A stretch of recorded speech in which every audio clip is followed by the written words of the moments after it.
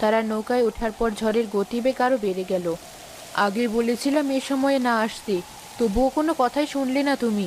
এই ঝড়ে না ভাববো কোনো ইলিশ মাছ, উল্টো আরো জালটা ছিঁড়বে। আরে কিছুই হবে না, এর থেকে কত জোরে মাছ ধরেছি।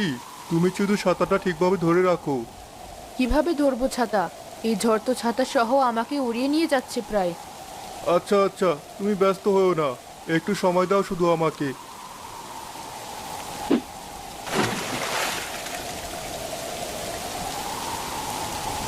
তাড়াতাড়ি করো, মেয়েদেরকে একা বাড়ি ফেলে রেখে এসেছি এই ঝড়ের মধ্যে। এখন খুব চিন্তা হচ্ছে। আপু, মা বাবা এখনো বাড়ি ফিরছে না কেন? আমার খুব চিন্তা হচ্ছে। আমার লাগবে না কোনো ইলিশ মাছ, যা আছে তাই দিয়ে ভাত খাবো আমি। এই কথাটা আগে বলতে পারলি না তুই? তোর জন্য মা বাবাই ঝড়ের মধ্যে বেরিয়ে গেল। কিন্তু আমি তো। হয়েছে, এখন আবার কাঁদা শুরু করিস না। মা বাবা এমনি আমাকে বলে গেছে তোর সাথে ঝগড়া না করতে, কিন্তু সময়ও তো কম পার হলো না।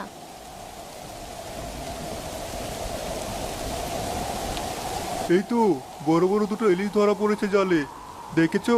আমি বলেছিলাম না? বেশ হয়েছে, এবার নৌকাটা তাড়াতাড়ি নদীর পাড়ে ভিড়াও দেখি। ঝড় তো বেড়েই চলেছে, না জানি কখন নৌকাটা ডুবে যায়। ঠিক আছে ঠিক আছে।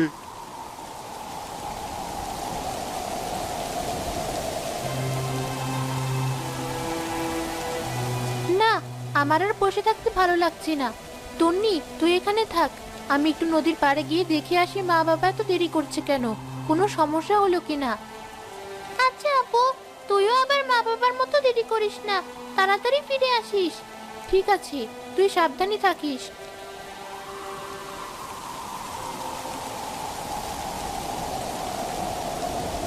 এই তো নদীর পাড়ে চলে এসেছি আমরা, এখন আর কোনো ভয় নেই। এখন মাছগুলো নিয়ে ভালোই ভালোই বাড়ি ফিরতে পারলেই হলো।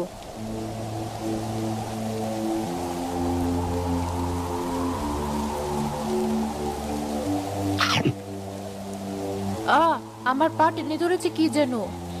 কি হলো? এ কি? কুমির কোথা থেকে আসলো? আমাকে বাঁচাও এই কুমিরের হাত থেকে।